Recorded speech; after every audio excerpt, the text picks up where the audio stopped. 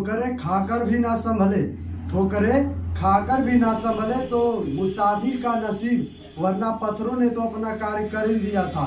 Hello बच्चों, आपका स्वागत है मेरे इस प्यारे से YouTube channel EDU physics Hindi में। आज हम प्रश्नावली 6.2 का क्वेश्चन नंबर 6 लेकर आए हुए हैं, जिसमें हम प्रश्नावली 6.2 का क्वेश्चन नंबर 6 को हल करेंगे और 7 को भी हल करेंगे। चलो क्वेश्चन नंबर 6 को देखते हैं क्या है। तो कह रहा है कि आकृति 6.21 में क्रमशः ओपी, ओक्यू और ओआर पर स्थित बिंदु ए बी सी इस प्रकार है। तो देखिए कह रहा है कि एक आकृति है 6.21 जिसमें ओपी, ओपी कौन सी रेखा है, यानी यहां से लेकर यहां तक रेड वाली रेखा, जो रेड रेखा है ओपी, और ओक्यू कौन सी रेखा हो गई, तो नीचे जो बेस है ये हो गई ओक्यू। अकारा ओया यानी के ये जो रेखा है ओया, इस पर बिंदु ए है, बी है और सी है।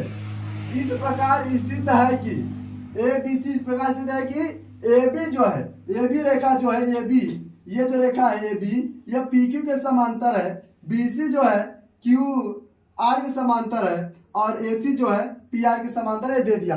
तो दिखाना हमें क्या है, हमें सिद्ध करना है कि जो बी सी है क्यू आर के समांतर है, ठीक ना। चलिए दोस्तों इसे हल करते हैं। बहुत ही आसान सवाल है लेकिन पेपरों में कई बार पूछा गया है, ठीक है। तो हल करते हैं। तो सवाल में कहा है कि जो ए बी समांतर है पी क्यू। पहले क्या कहा है, आपको यहां तक की बातें, यहां से यहां तक की बातों को इग्नोर करना है। बस आपके लिए जो मेन पॉइंट है नीचे लिखा गया है। तो आपको कह रहा है कि जो ए बी है, ए बी जो है पी क्यू के समांतर है, यानी ए बी ये जो ब्लैक वाली रेखा है, इस ब्लैक वाली रेखा के समांतर है कि नहीं बताइए। आपको देखने से भी लग रहा होगा कि ये ब्लैक के समांतर है, यानी ए बी समांतर है पी क्यू के। तो ए बी और पी क्यू से मिलकर जो त्रिभुज बन रही है उसी त्रिभुज को हमें लेना है, यानी लिखेंगे त्रिभुज पी ओ क्यू, लिखेंगे त्रिभुज पी ओ क्यू में क्या है, त्रिभुज पी ओ और क्यू में पी क्यू और ए बी क्या है, समांतर है, यानी ए बी समांतर पी क्यू लिखेंगे, ए बी समांतर पी क्यू। तो पाइथागोरस प्रमेय से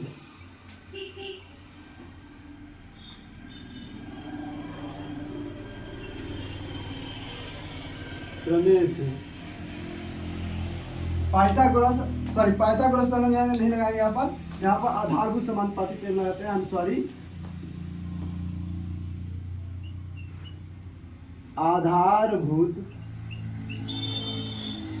आधारभूत समानुपाती प्रमेय को थेल्स का भी प्रमेय कहते हैं, ठीक है। तो आधारभूत समानुपाती प्रमेय से, तो दोस्तों आधारभूत समानुपाती प्रमेय क्या कहता है कि यदि दो रेखाएं आपस में समांतर है तो उनकी संगत भुजाओं का अनुपात क्या होगा, बराबर होगा। यानी जब ये दोनों बराबर है, आपको हमें ट्रिक बताया कि जिधर से 3 रेखा बिंदु मिले उसी को हमें लेना है। तो यहाँ पर देखिए ये दोनों बराबर है, इस त्रिभुज में 3 रेखा है, 3 बिंदु इधर है, 3 इधर है, यानी इन दोनों की आपस में क्या करना है, तुलना। यानी लिखेंगे ओ ए बटे ए पी, क्या लिखेंगे, ओ ए बटे ए पी बराबर ओ ए बटे ए पी हो गया। अब ओ बी बटे बी क्यू,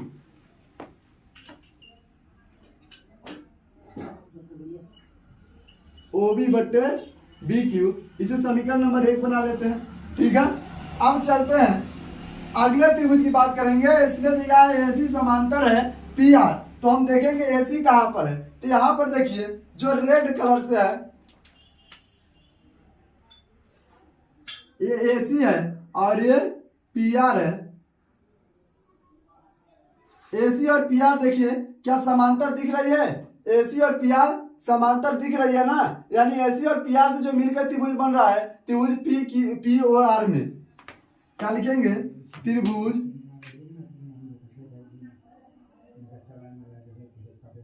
आर में, त्रिभुज पी ओ आर में ए सी समांतर है पी आर, लिखेंगे ए सी समांतर पी आर।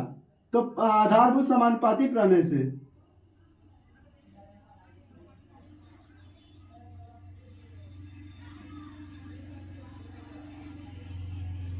आधारभूत समानुपाती प्रमेय से।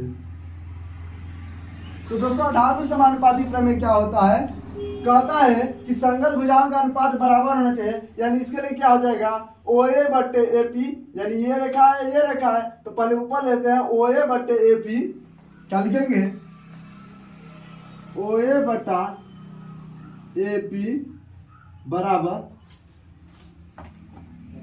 ओ सी बटा सी आर, क्या लिखेंगे ओ सी बटा सी आर। इसे समीकरण नंबर 2 बना लेते हैं। अब आगे क्या करना है उससे देखने से पहले हम आपको बताएं कि दो समीकरण जब बजाय जो दिया है समांतर उससे दो समीकरण बनाइए, इसके बाद उसकी आपस में तुलना करिए। तो लिखेंगे समीकरण 1 व 2 की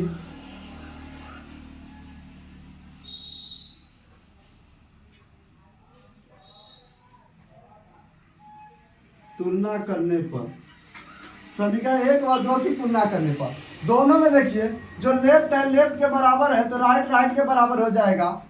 तो राइट राइट के बराबर यानी पहले का राइट ओ बी और बराबर बी क्यू बराबर ओ सी और बटा सी आर। इसे आप हम समीकरण 3 मान ले सकते हैं। ठीक है, यहाँ तक आई बात समझ में। आई होप कि अगर आप पीछे का वीडियो देखे होंगे तो यहाँ समझ में आएगी। पिछले क्वेश्चन में भी इसी तरह का, यानी पिछले 4 क्वेश्चनों में सेम रूल सेम तरीका लगाते आ रहे हैं, बस थोड़ा सा एक्सचेंजेज है। अब आगे कह रहा है दर्शाइए कि बीसी समांतर है ओपी के, सॉरी क्यूपी के। तो जो बीसी है ये वाली रेखा और क्यूपी ये वाली रेखा, इन दोनों को समांतर दिखाना है। और समांतर कब होंगे, जब संगत भुजाएं बराबर हो तो रेखाएं समांतर होंगी, और उसी का विपरीत जब समांतर होंगी तो संगत भुजाएं क्या होंगी, बराबर होंगी, संगत भुजाओं का अनुपात बराबर होगा। तो यहाँ पर लिखेंगे कि त्रिभुज ओ पी क्यू में, लिखेंगे क्या, त्रिभुज ओ पी क्यू में आधारभूत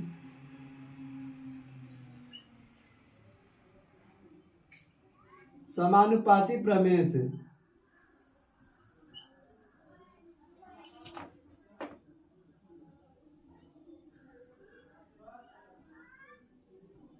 आधारभूत समानुपाती प्रमेय से। तो आधारभूत समानुपाती प्रमेय क्या है, इसका क्या हो जाएगा, इसी तरह लेंगे ओ बी बट्टे बी क्यू, ओ बी बट्टे बी क्यू, ओ बी बट्टे बी क्यू बराबर क्या हो जाएगा, ओ सी बट्टे सी आर, ओ सी बट्टे सी आर। तो लिखेंगे ओ सी बट्टे सी आर। ठीक है, अब देखिए यह देखिए समीकरण जो 3 नंबर है और ये जो दोनों सेम है, लिखेंगे ऊपर सिद्ध किया गया है, ऊपर सिद्ध किया गया है, ऊपर सिद्ध किया गया है।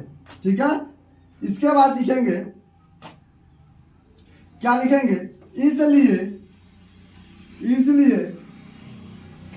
बीसी समांतर क्यू आर होगा, इसलिए त्रिभुज O P O R Q, sorry यहाँ पर आर रहेगा, ओ आर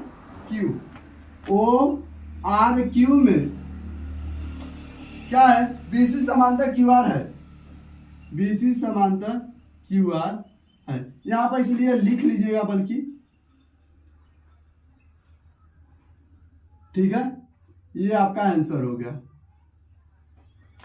आई होप कि आपको समझ में आ गया होगा। अब चलते हैं क्वेश्चन नंबर 2 की ओर। ठीक है, क्वेश्चन नंबर 7 को देखते हैं। तो क्वेश्चन नंबर 7 कह रहा है यह प्रमेय 1 का दिया गया, कुछ सवाल को हम कट किए हैं। जैसे आगे कहा है कि प्रमेय 1 में दिया गया है कि, तो वो सब हम छोड़ करके मेन सवाल को लिखे हैं। तो सवाल कर रहा है 7 कि सिद्ध कीजिए कि एक त्रिभुज की एक भुजा के मध्य बिंदु से होकर दूसरी भुजा के समांतर खींची गई रेखा तीसरी भुजा को क्या करती है, समद्विभाजित करती है। तो कह रहा है कोई एक त्रिभुज है, क्या करिए, कोई एक त्रिभुज लीजिए। तो हमने एक त्रिभुज ड्रा कर लिया।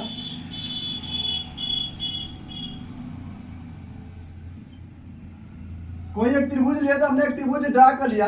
कह रहा है कि त्रिभुज के एक भुजा, इसका नाम रख देते हैं पी क्यू आर, ठीक है। कह रहा है कोई एक भुजा, तो हम भुजा पी क्यू को लेते हैं कि मध्य बिंदु, इसके दोनों के बीचों बीच मान लीजिए यहाँ पर आ रहा है मध्य बिंदु का, मध्य बिंदु से दूसरी भुजा के समांतर, यानी इस भुजा के समांतर, इस बिंदु से इस भुजा के समांतर अगर हम कोई रेखा खींचते हैं,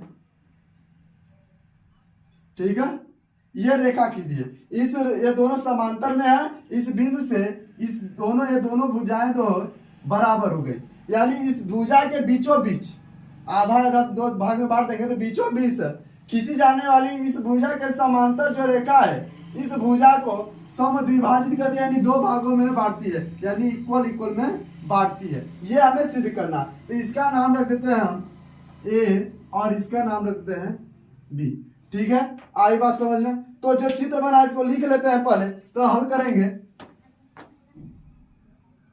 हल तो लिखेंगे माना माना माना बिंदु ए जो है, माना बिंदु ए पी और क्यू का मध्य बिंदु है। माना बिंदु ए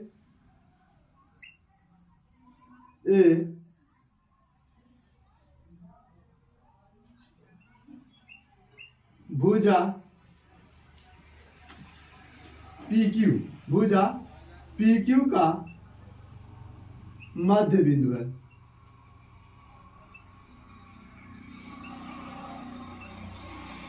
क्या मान लिए कि मान लीजिए जो ये है इस दोनों का मध्य बिंदु है, ठीक है।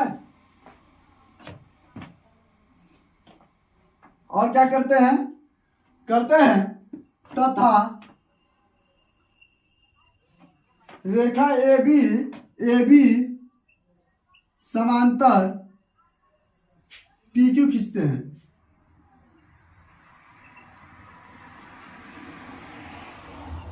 ये तो हमने माना अपने से किया है, तो इसे लिख लिए। अब करते हैं आधारभूत समानुपाती। अतः क्या हो जाएगा, जब देखिए बिंदु ए मध्य बिंदु है, बिंदु ए जो है मध्य बिंदु है, तो ये और ये दोनों बराबर होंगे, दोनों बराबर होंगे, यानी लिख सकते हैं ए पी बराबर ए क्यू। क्या लिख सकते हैं, ए पी बराबर ए क्यू, ठीक है। आई बात समझ में यहाँ तक। अब करेंगे आधारभूत समानुपाती प्रमेय से। बहुत ही आसान सवाल है। आधारभूत समानुपाती प्रमेय से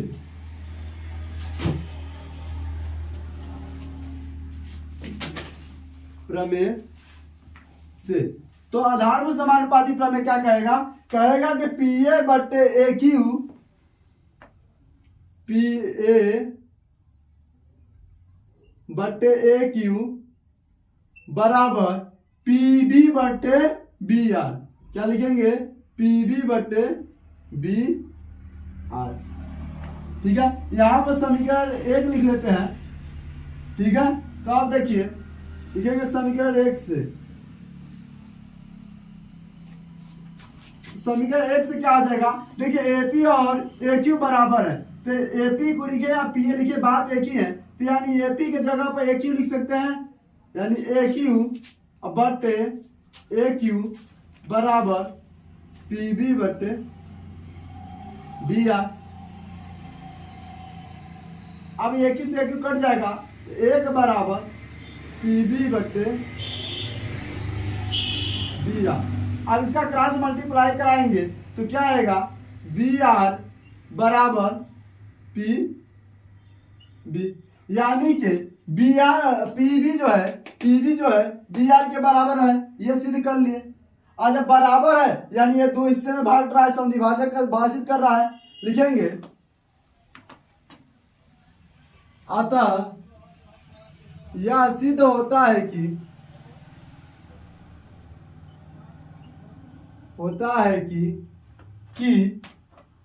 किसी एक भुजा के मध्य बिंदु से, क्या लिखेंगे, किसी एक भुजा के मध्य बिंदु से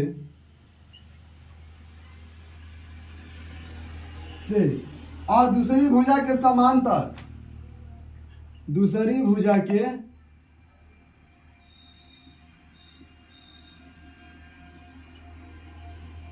समांतर खींची जाने वाली रेखा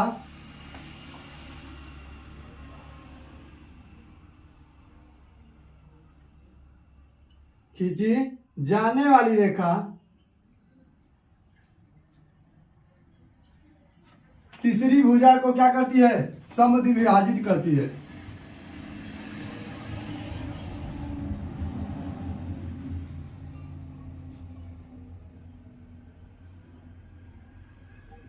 समद्विभाजित करती है।